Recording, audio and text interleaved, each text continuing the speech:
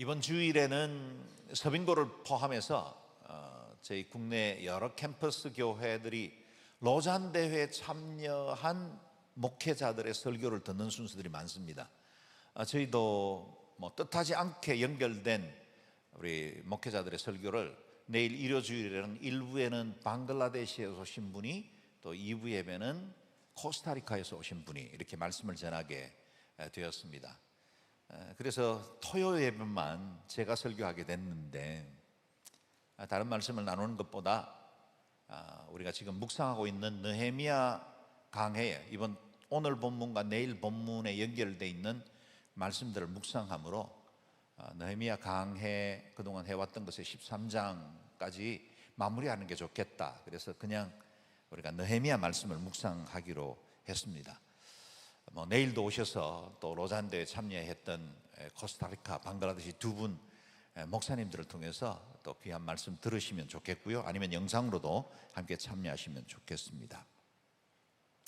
느헤미야가 성벽 재건을 통해서 신앙의 개혁을 주도한 이후에 140년간 폐허가 되었던 예루살렘 성벽이 재건되었고, 절기도 성전의 예배도 정상적으로 회복하게 되었습니다.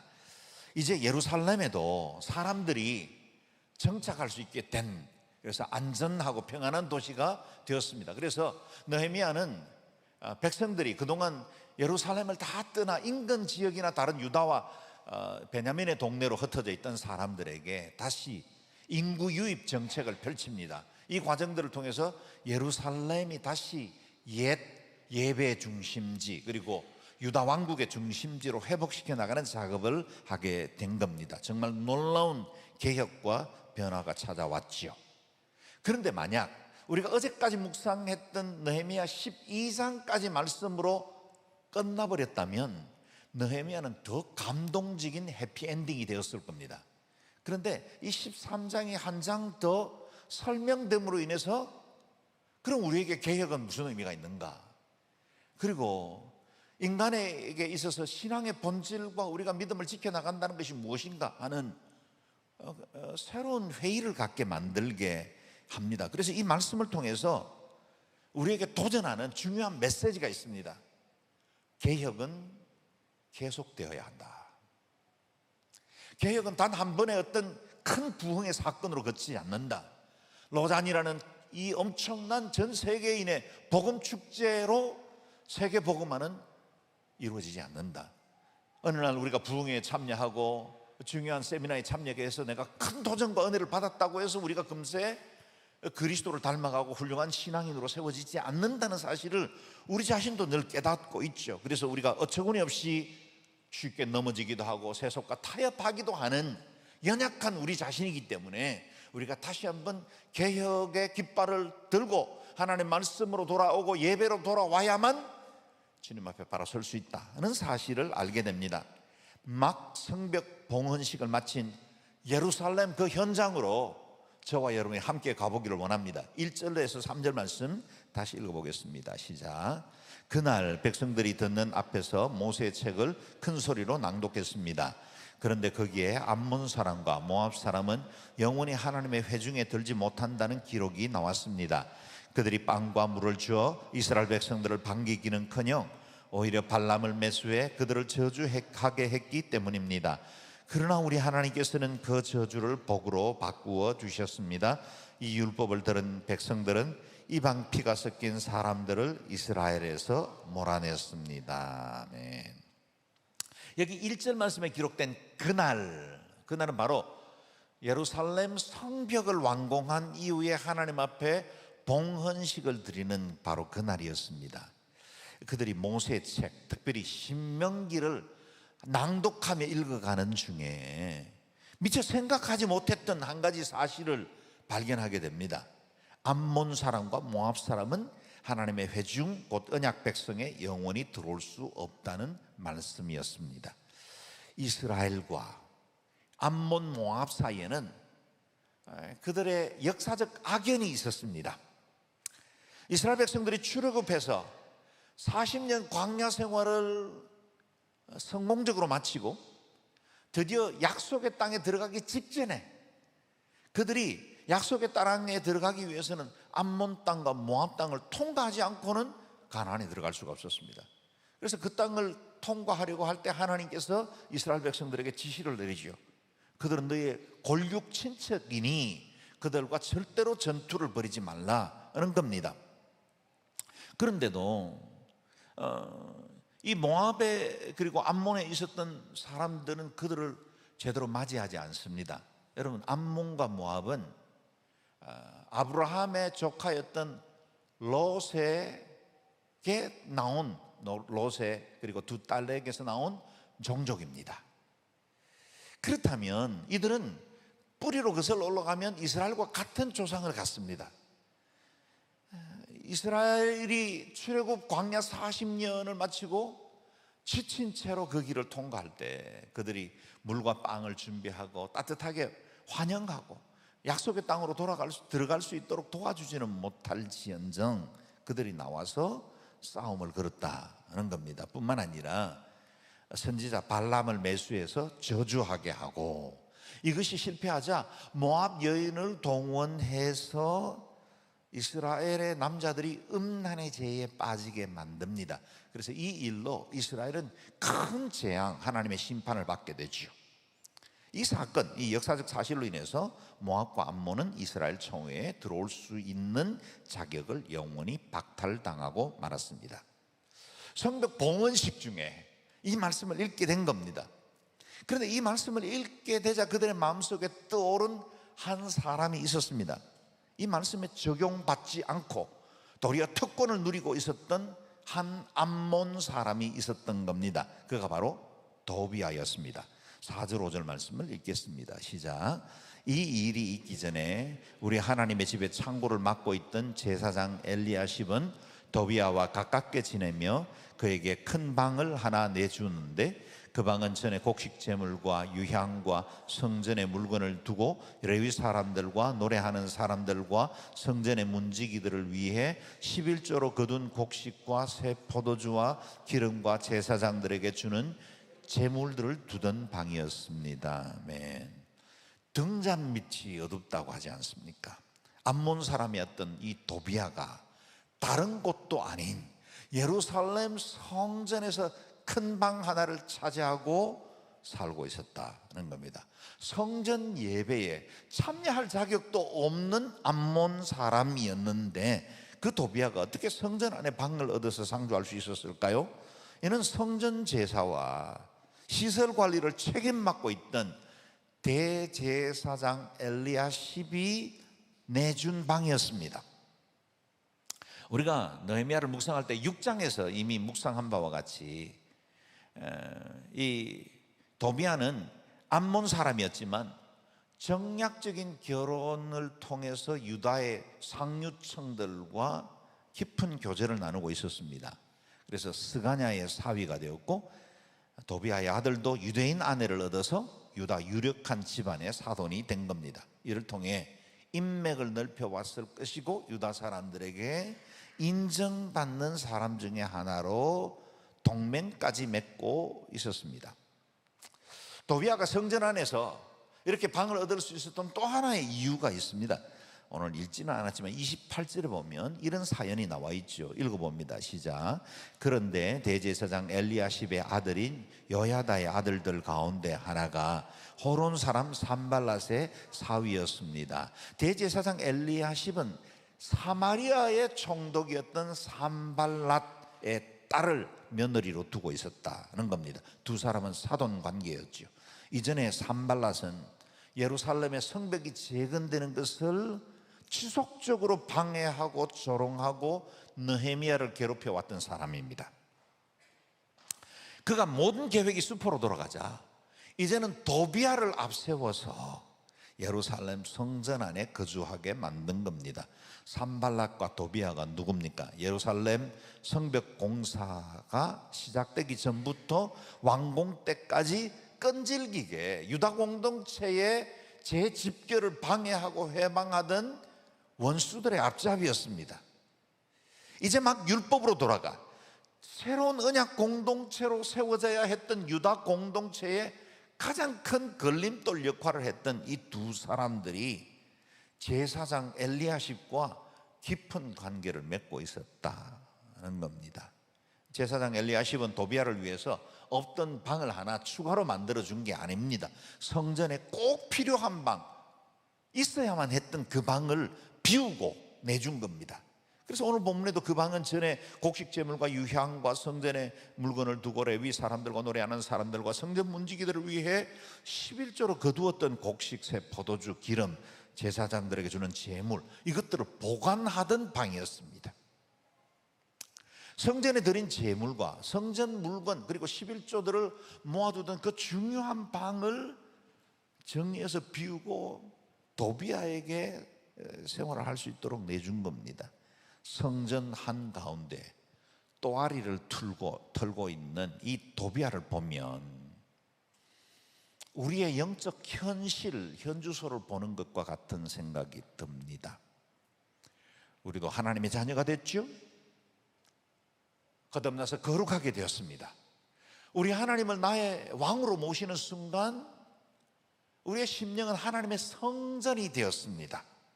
너희가 하나님의 성전인 것과 하나님의 성령이 너희 안에 계시는 것을 알지 못하느냐? 그렇죠, 우리가 성전입니다. 그런데 성령께서 우리 안에 거하셔서 주인된 이 성전 안에 우리의 인생의 방들 가운데 혹 옛사람 도비야가 자리를 잡고 살도록 방을 내주고 있지는 않았는가 하는 겁니다. 우리가 하나님 사랑하죠? 주님을 여기까지 잘 섬겨왔습니다. 그럼에도 불구하고 우리 마음속에 내어놓은, 그래서 옛사람의 정과 욕심들이 적당히 자리를 잡고 내가 성령 충만하고 기도 열심히 할 때는 아무 일도 없는 것처럼 그 방 안에 있다가 내가 영적으로 나태해지고 하나님 가까이 하는 일이 멀어지기 시작했을 때 그 문을 열고 들어와서 내 마음을 장악하려고 하고 나를 세속으로 밀어 넣으려고 하고 있는 악한 도비야가 성전된 우리의 마음 안에도 살고 있지 않느냐 하는 겁니다. 청교도 신학자였던 존 오웬 목사의 경고에 귀를 기울여야 합니다. 신사 안에 잔존하는 죄는 어찌하든지 인간의 정욕의 도움을 받아 은혜에 대해 우세한 영향력을 극대화하려고 애쓴다. 여러분, 우리 안에 있는 이 죄의 방에서 끊임없이 우리가 받은 은혜, 우리가 누리는 이 감격적인 그 사랑과 그 충만한 기쁨들을 능가할 만한 어떤 세력으로 우리의 마음을 지배하려고 하는 시도들이 계속되고 있다는 겁니다. 저와 여러분 안에 남아있는 이 죄라는 괴물은 우리 옛사람의 정욕을 먹이로 삼아 끊임없이 몸집을 키우고 우리를 삼키려고 기회를 엿보고 있습니다. 그 괴물이 우리 방 안 어느 곳에 자리를 잡고 있다는 것을 기억해야만 우리가 영적으로 깨어 있을 수 있고, 그래야만 하나님의 사람으로 바로 살아갈 수 있습니다. 도비야는 사람들마다 다른 실체로 다가오죠. 어떤 사람들에게는 옛 정욕이 도비야가 되어 있습니다. 그리고 또 어떤 사람들에게는 세속적인 가치관이나 욕심들, 그것으로 도비야가 되어 있죠. 허영이나 이기적인 도비야가 있기도 합니다. 이 땅에 우리가 미처 포기하지 못하고 있는 옛 정욕의 모습들이 우리 안에 도비야가 되어 방을 자리 잡고 있다는 겁니다. 예배로 채워져야 할 그 방에 세속과 옛 육체의 정욕을 받아들여서는 안 됩니다.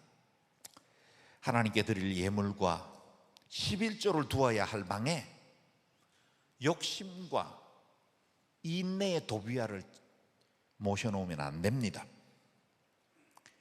저와 여러분의 도비야는 하나님보다 세상을 더 사랑하는 이 땅의 마음들이죠. 하나님의 뜻보다는 내가 원하는 야망과 욕심들, 그게 바로 우리의 삶에는 도비야처럼 와 있는 겁니다. 때로는 비난하고 정죄하고 부정적인 말들을 퍼뜨려서 신앙 공동체를 위협하는 교회 공동체의 도비야도 없지 않죠.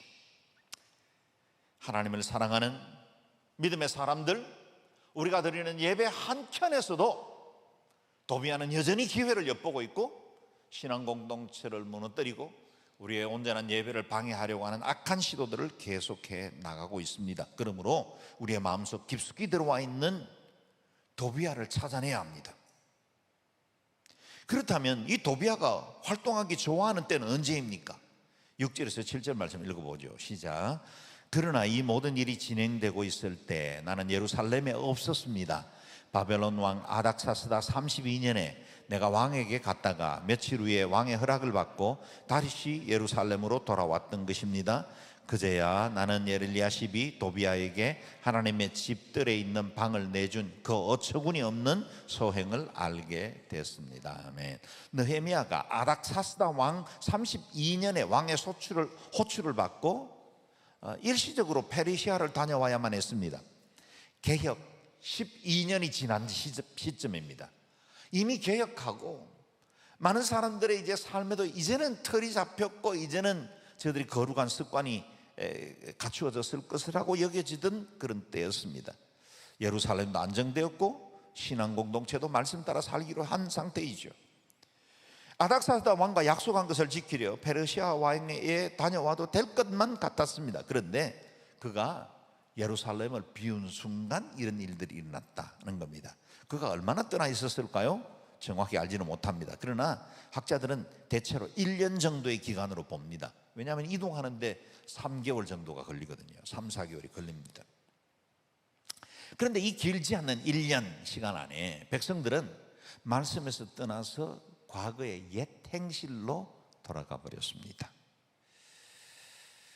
하나님의 성전에 도비아도 불러들였지만 이방인들과의 혼인도 다시 시작되었고 맹세했던 안식일도 제대로 지키지 않았고 또 그동안 오랜 신앙생활을 통해서 그들이 하나님 앞에 드리기로 결정을 했던 11조와 레위인과 제사장들을 섬기려고 결정했던 그들의 모든 습관들도 거룩한 행실들도 멈추어 버렸다는 겁니다. 사람 여러분 아십니까? 우리가 생각하는 것보다 은혜는 휘발성이 높습니다. 은혜의 유효기간이 그렇게 길지 않습니다. 우리 하나님은 신실하시죠? 그분의 말씀은 변함이 없습니다. 그런데 우리가 연약하다 보니 우리의 마음속에 정함이 없다 보니 우리가 받은 은혜를 제대로 지켜나가기가 너무나 어렵다는 거예요. 마치 항공유처럼 금세 휘발되고 맙니다. 그래서 그 은혜를 지키려고 애쓰는 것들이 중요한 거예요. 우리가 정기적으로 예배하고 큐티로 말씀을 묵상하고 늘 믿음의 사람들과 교제하고 그리스도의 사랑 안에서 늘 일상 중에 찬양하고 말씀을 우리가 되돌아보아야 하는 이유는 우리 안에 있는 이 은혜의 휘발성이 너무나 높기 때문에 우리가 진리 안에 늘 거할 수 있도록 몸부림쳐야 한다는 겁니다. 그래서 성령의 부재는 죄에게는 아주 좋은 기회가 됩니다. 오랫동안 신앙생활을 해왔어도 우리가 말씀 듣는 일에 소홀하고 예배에서 멀어지고 믿음도 약해지면 금세 죄가 우리 마음속에 들어와 또아리를 털고 우리의 주인 행세를 하려고 합니다. 내 안에 있는 옛사람의 죄가 얼마나 집요한지를 기억해야 합니다. 우리가 자전거를 타고 가다가 페달을 밟으면 자전거가 잘 달리죠. 그러나 얼마간은 우리가 추진력 때문에 그대로 서 있는 채로 달립니다. 그러나 시간이 지나면 금세 동력을 잃어버리고 넘어지죠. 우리의 신앙도 마찬가지입니다. 페달을 밟아야 합니다. 영적인 신앙의 개혁들을 계속 이루어야 하고 거룩한 열심을 놓치지 않아야 우리가 경건하고 거룩한 하나님 기뻐하시는 온전한 사람으로 살아갈 수 있습니다. 느헤미야의 열심을 보십시오. 그는 다시 개혁의 깃발을 높이 들었습니다. 이 상황에 단순히 실망하거나 원망하지만은 않았습니다. 더욱 단호하고도 더욱 강력한 개혁을 시도합니다. 8절 9절 말씀 읽겠습니다. 시작. 나는 너무 화가 나서 그 방에서 도비아의 모든 살림살이를 밖으로 내던지고는 방들을 정결하게 하라고 명령을 내리고 나서 하나님의 집의 기구들과 곡식 제물과 유향들을 그 방에 다시 들여다 놓았습니다. 아멘. 느헤미야의 개혁은 이 두 개의 단어로 정리할 수 있습니다. 첫 번째는 비운 것이고 두 번째는 채운 것입니다. 그는 먼저 성전의 큰 방을 차지하고 있던 도비아의 모든 살림살이들을 다 집어던졌습니다. 있어서는 안 될 것 내버렸고 그 방을 비워버린 겁니다. 그 방이 지정된 원래의 목적 그대로 회복시킨 겁니다. 성전에 필요한 기구들과 예배에 사용하던 제물과 유향들로 채워놓았습니다. 여러분, 신앙의 개혁이 무엇일까요? 그것은 비우고 채우는 것입니다. 우리 안에 있는 옛사람의 도비야, 이전에 즐기던 우리의 습관들, 내 믿음을 위협하고 해방하는 것들에 대해서 우리가 비워야 하고, 동시에 하나님의 은혜, 주님의 말씀, 하나님을 경외하는 그 우리의 마음들로 다시 채워나가야 합니다. 우리의 믿음을 회방하고 걸림돌이 되는 것 내다버려야 합니다. 도비아의 살림살이처럼 밖으로 내던져야 합니다. 이전에 즐기던 세상의 유혹도 욕심도 버려야 합니다. 내게 걸림돌이 되던 못된 습관들 버리기로 결정해야 합니다. 만약 내 몸에 악성 종양이 자라나고 있다는 것을 알게 되었다면 방치하면 안 되죠. 제거해야죠. 그 종양이 커지고 그게 전이가 되어서 내 생명을 빼앗을 수도 있는데 그걸 눈 감아버리면 안 되죠. 수술이 고통스러워도 비용이 들어도 종양은 제거해야 합니다. 육신의 종양도 제거하면 그 다음부터 한동안은 음식도 절제하고 또 생활 양식들도 바꿔야 되잖아요. 음식도 가려 먹어야 되죠. 영적인 수술도 마찬가지입니다. 우리가 이전에 좋던 것 그리고 즐기던 것 다 따라하면서 어떻게 영적 성장을 이룰 수 있겠습니까?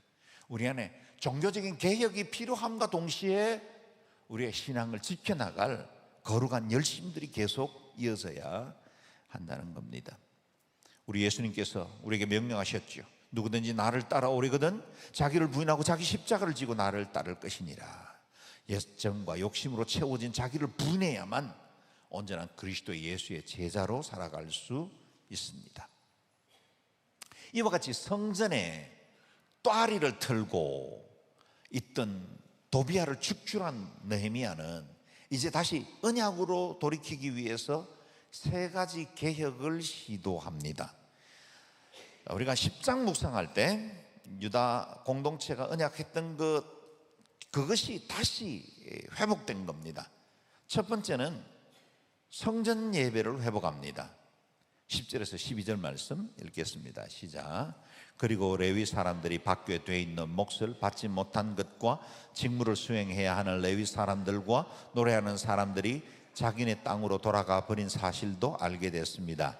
그래서 나는 관리들을 꾸짖으며 하나님의 집이 버려지다니 어떻게 된 일이요? 라고 묻고는 그들을 소집해 각각의 자리에 복직시켰습니다. 그러자 온 유다가 곡식과 새 포도주와 기름의 11조를 가져와 창고에 드렸습니다. 아멘. 유다 공동체가 처음 성벽 재건을 완공한 이후에 회개하고 절기를 회복시키고 하나님 앞에 새로워졌을 때는 그 예루살렘 성전을 지키는 제사장들과 레위인들에게 필요한 모든 물건들을 공급하겠다고 맹세했지만 얼마 지나지 않아 그 약속을 지키지 않게 되었다는 겁니다. 이렇게 직무, 예배를 섬겨야 할 제사장과 레위인들도 자기들에게 필요한 것들이 백성들에게 의해서 공급되지 않자 먹고는 살아야 되죠. 할 수 없이 자기의 옛 땅으로 돌아가 버리게 됐다는 겁니다. 생업으로 가버렸죠. 다시 성전을 돌볼 사람이 없어졌고 하나님의 집이 버려진 것처럼 되어가고 있었습니다. 느헤미야는 이를 책임지고 이끌어야 할 관리들을 책망하고 그리고 레위인과 노래하는 사람들을 다시 제자리로 복직시킵니다. 그러자 백성들은 다시 도비아가 있던 그 창고, 비워진 창고에 자신들의 하나님 앞에 드릴 물건들을 채워넣기 시작했다는 겁니다. 방을 비워 정결하게 하는 것도 중요하지만 그 방을 원래 목적대로 회복시키는 것이 중요합니다. 여러분, 우리의 신앙에도 늘 말씀과 기도로 그 방을 채워 놓아야, 성전의 곳간을 채워 놓아야 우리가 온전한 하나님의 사람으로 살 수 있습니다. 이와 같이 정비한 것으로 끝나지 않았습니다. 이것을 지속적으로 관리할 수 있는 실무 담당자들도 세웠죠. 13절 14절 읽겠습니다. 시작. 나는 제사장 셀레마와 학사 사독과 레위 사람 브다야를 창고 책임자로 임명하고 삭불의 아들이며 마따냐의 손자인 하난을 그 밑에 세웠습니다. 그들은 모두 정직하고 믿을 만한 사람으로 인정받는 사람들이었기 때문입니다. 형제들에게 분배하는 것이 그들의 직무였습니다. 하나님이여, 제가 이렇게 한 것을 기억하소서. 제가 하나님의 집을 위해 또 그 직무를 위해 일을 성실하게 수행한 것을 잊지 마소서. 아멘. 성전 개혁을 끝낸 느헤미야는 이제 조직을 다시 정비합니다. 개혁도 중요하지만 그 개혁된 정신과 그 상태를 잘 유지하는 것이 중요했기 때문에 이를 관리할 세 부류의 사람을 세웁니다. 제사장과 학사와 레위 사람이라는 겁니다. 이 사람들은 모두 정직하고 믿을 만한 사람으로 인정받은 사람이라 그렇게 표현하고 있습니다. 여러분, 우리의 영성을 지켜줄 세 관리자가 필요합니다. 우리도 우리의 내 믿음과 나의 마음을 지켜줄 세 개의 관리자가 있어요. 그것이 바로 말씀과 기도와 찬양입니다. 예배라고 볼 수 있죠.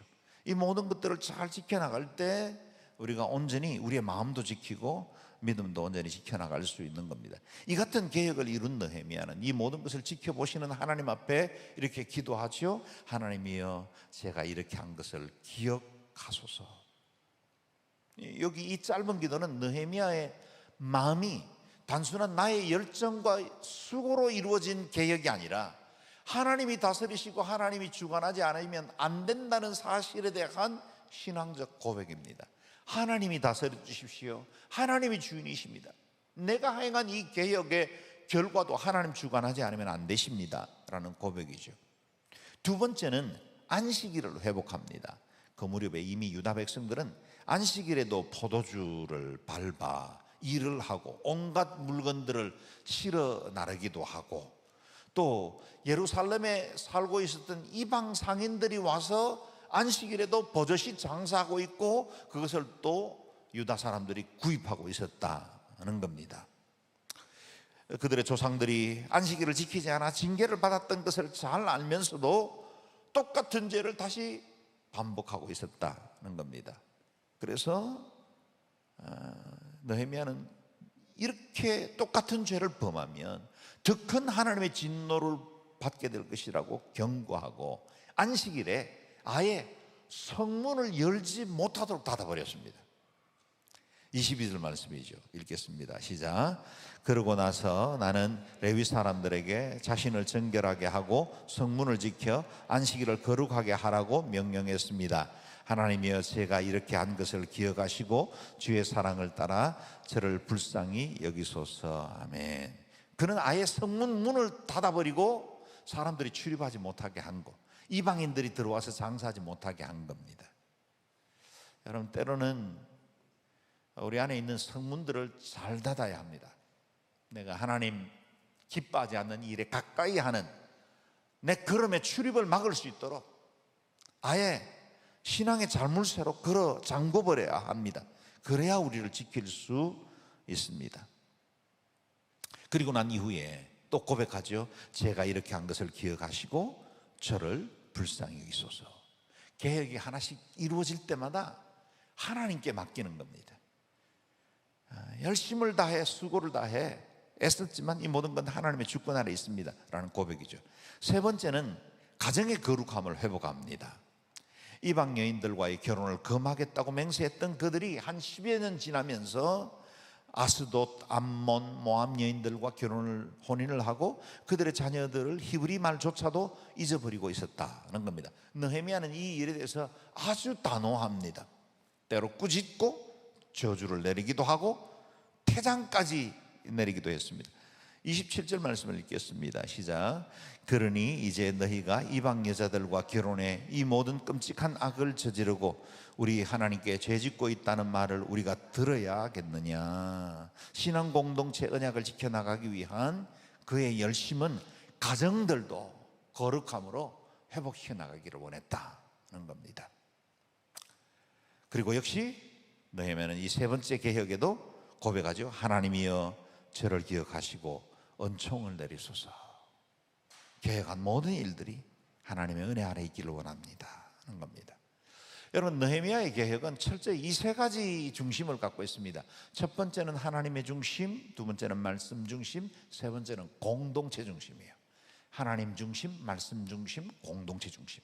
이게 개혁의 기치였고, 그래서 이를 본질로 회복시키기 위해서 그의 열심을 가졌던 겁니다. 이렇게 해서 느헤미야 13장의 묵상이 끝납니다. 그런데 여러분, 만약에 느헤미야 14장, 15장 계속해서 기록했다면 어떤 사건들이 벌어졌을까? 저는 이 13장에 있었던 일들이 비슷하게 다시 14장, 15장에도 기록되었을 거라고 생각이 듭니다. 우리 역시 느헤미야 14장의 시간을 살고 있죠.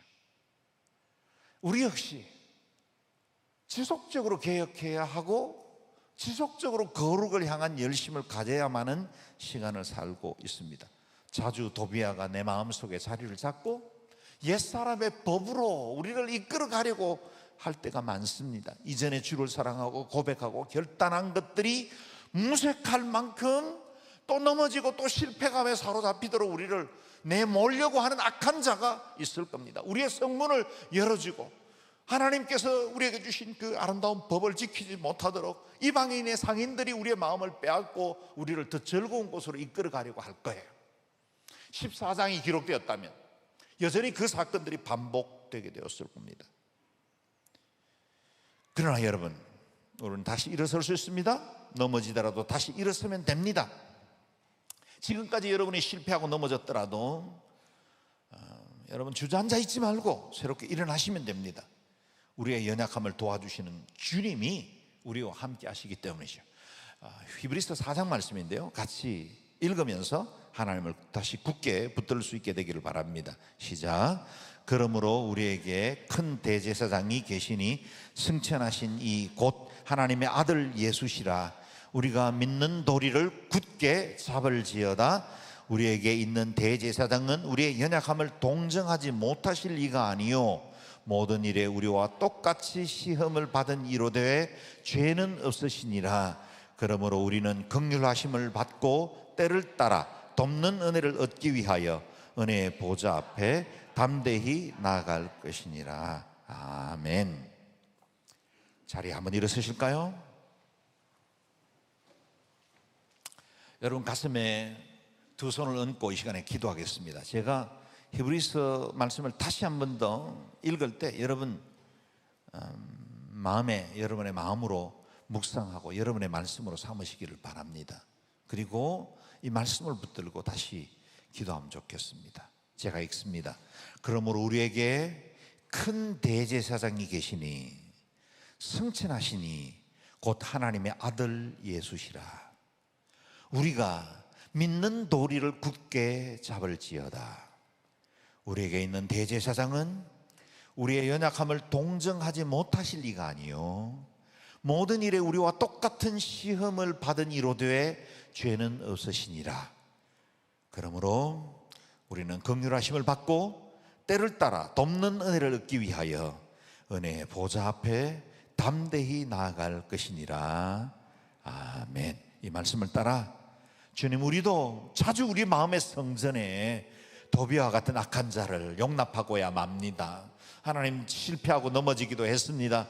그러나 우리에게 대제사장, 은혜와 긍휼이 풍성하신 그분, 우리의 연약함을 동정하시고 우리의 육체적인 연약함을 다 아시고 시험을 동일하게 겪으신 분, 그분이 우리를 초대하고 계시오니 주여, 우리가 그 긍휼하심을 따라 다시 나아갑니다. 우리 안에 있는 모든 악을 제거해 주시고 우리 안에 있는 이 도비아의 모든 세간살이들을 다 문 밖으로 던지고 하나님의 은혜로 다시 채워가게 하시고 말씀으로 채워지게 해주시고 찬송과 기도로 파수꾼을 세워 하나님, 우리의 모든 이 세속적인 생각에서 우리를 붙들고 지켜나갈 수 있도록 은혜를 베풀어 주옵소서. 통성으로 같이 기도하겠습니다.